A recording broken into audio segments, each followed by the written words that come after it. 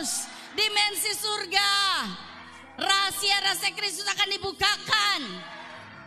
Dan ketika Kristus hidup di dalam kita, pengharapan di dalam Kristus itu akan menjadi kemuliaan.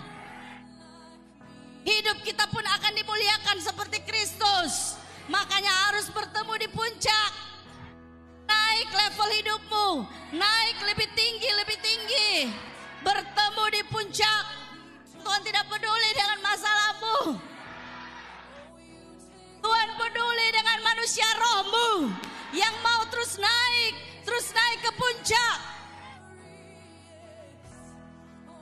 Karena Tuhan mau bertemu engkau di puncak. Naik ke dimensinya Tuhan, dimensinya Kristus, sehingga engkau bisa hidup seperti yang Kristus hidupi. Kehidupan Kristus itu menjadi pola buat kita. Kehidupan Kristus itu menjadi patron buat kita. Sehingga kita bisa hidup seperti Kristus. Bagaimana bisa menjadi seperti Kristus kalau kehidupan Kristus tidak kita hidupi, tidak hidup di dalam kita? Hidupku bukannya aku lagi, tetapi Kristus yang hidup di dalam aku.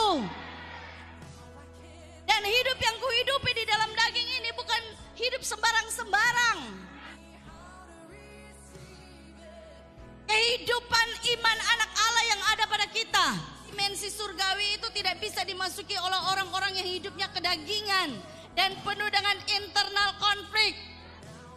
Karena rahasia kerajaan Allah dan rahasia yang berabad-abad dari Kristus akan dipercayakan kepada mereka yang tak punya selubung lagi.